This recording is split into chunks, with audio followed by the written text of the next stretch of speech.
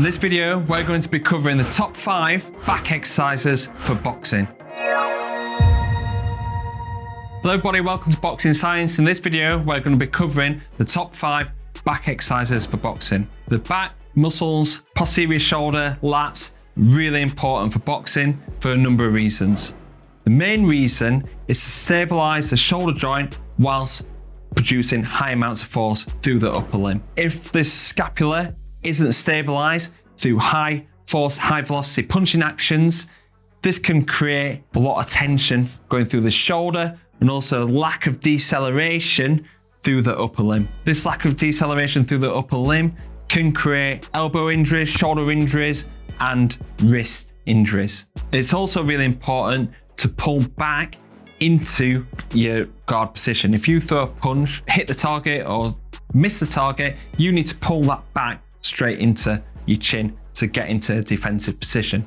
So the lats are really important to recoil and get back into position, and also for bum combination punching. The lats and the back, really important. Also is to create a balance. Very anterior dominant boxers, shoulders rounded into this stance and guard position and throwing thousands of punches every single session. So there's an imbalance between anterior shoulder strength and posterior shoulder strength. So improving back strength as a whole, it's going to be really important to not only improve your performance, your punch power, but also to help reduce that likelihood of injury. So in this video, we're going to be sharing the top 5 back exercises for boxing. Dumbbell prone row. So the dumbbell prone row is a fantastic exercise to really load up the upper back and lat muscles. The reason why we can load it up so much is because we're going to be laid into the bench. This is taking your body weight and you can almost kind of react against it to lift more load through the back. Anywhere between 20 and 35 kilo dumbbells in each hand. We're going to start off with our arms fully extended, pulling the dumbbells in a neutral grip position in towards the upper rib cage or the armpits. And we can perform this in a range of different ways. Perform it with an isometric hold at the top. This will help increase time under tension and also muscular activation. We can perform 1.5 reps. So doing 1.5 reps will help increase that volume and that time under tension, which is favorable for strength and muscular hypertrophy. You can also do prone rows with a fast deceleration. Like I mentioned in the introduction, the lats and upper back muscles are really important to create stability through that deceleration when punching. So what we can do is with a deceleration, do fast deceleration on the prone rows, and this will relax our arm and then produce a high amount of activation and deceleration towards the end, which is very much like punching action. We produce force, we relax the arm, and then we produce force at the end. So with our rowing actions, we can also perform this quite quick. We're pulling it into the chest, we release and go, release and go. And then this is getting lats activated in a way where it's going to be reduced activation and then having to really switch on towards the end range to decelerate towards the end range of a punch, whether that's contacting the opponent or missing the opponent. So with prone rows, I'd be doing anywhere between 6 and 12 repetitions, depending what strength training phase you're on. If you're on a strength training phase, anywhere between 6 and 8 repetitions.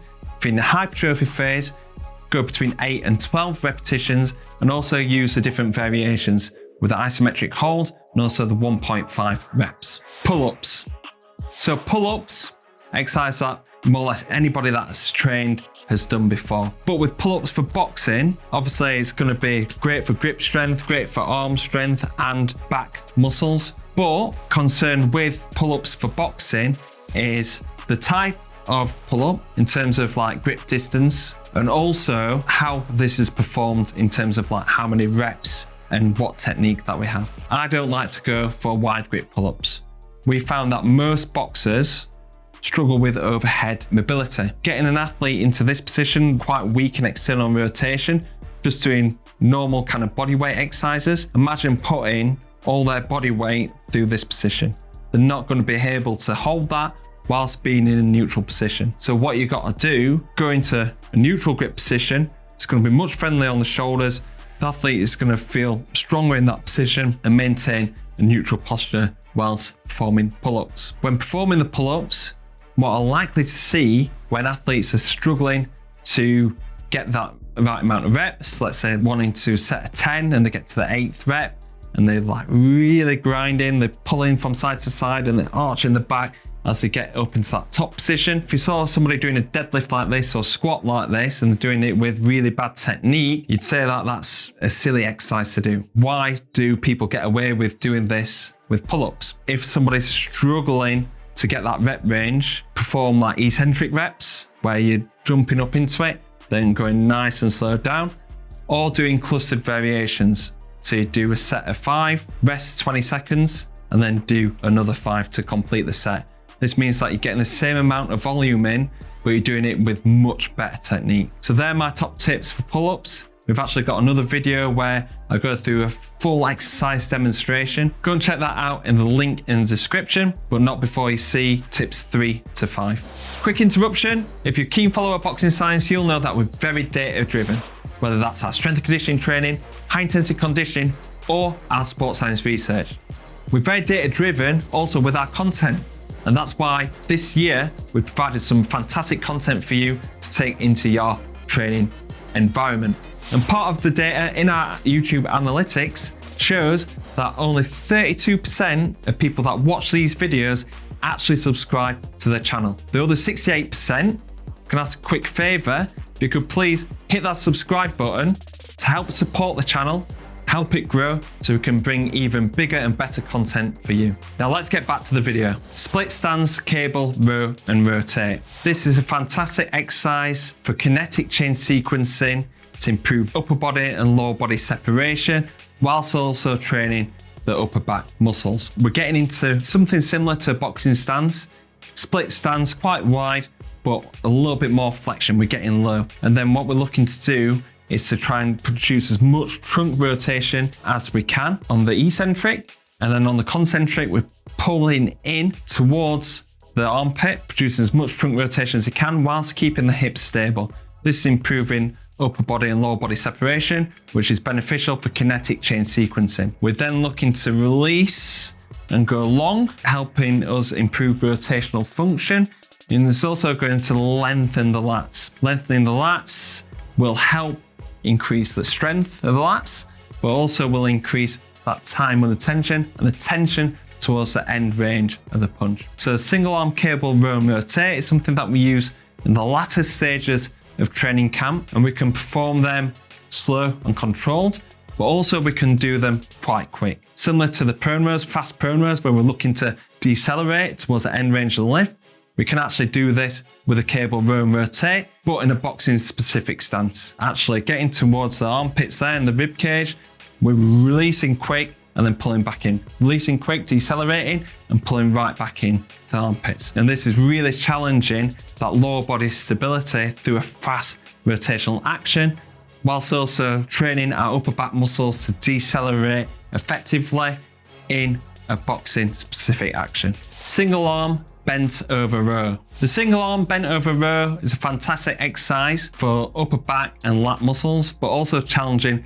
postural stability. Often a single arm bent over row can be done with one leg on the bench for heavier loads, or can be done with one arm being in a hip hinge position. Then doing the single arm bent over row is really important because there's going to be imbalance between lead hand and your back hand.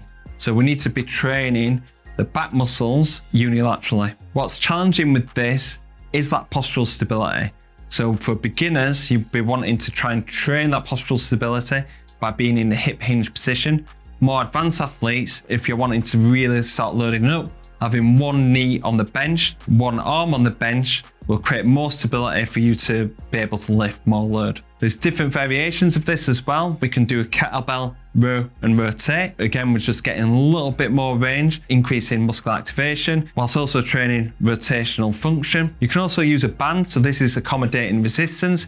This will be increasing activation in a few different ways. The first one is obviously pulling it in, which is increasing more tension in the end range. So that's going to be increasing lat activation, but also it's going to be challenging lat activation as well, because you can start the band from an anchor point which is in front of the dumbbell or the kettlebell. You're going to be kind of lifting in the arcing motion, and lifting in this arcing motion is going to be increasing the demand from the lats, from the upper back muscles, and also getting serratus anterior involved in that as well.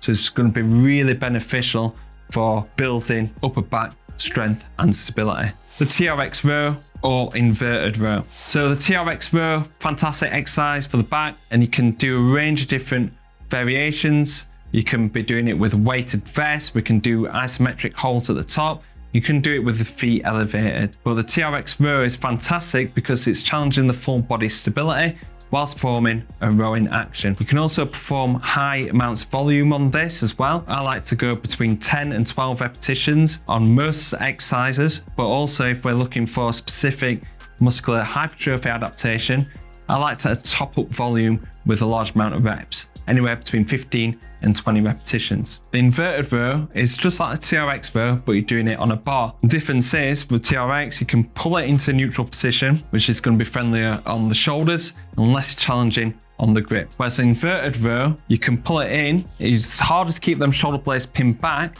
but it's going to be harder on your forearms and grip. So if I'm working with an athlete that is particularly struggling with grip strength, and that's an area for improvement and what we're wanting to target, I can kill two birds with one stone with this exercise. More bang for your buck using the inverted rows. Inverted rows are fantastic with just a little bit of a pause at the top, hold it for 2 or 3 seconds, and then release towards the bottom. Okay guys, so there are my top 5 back exercises for boxing. Hopefully you enjoyed this video, and if you've taken a lot away from this, hit that subscribe button so don't miss out on any future content, and I'll hopefully see you on the next video of Boxing Science.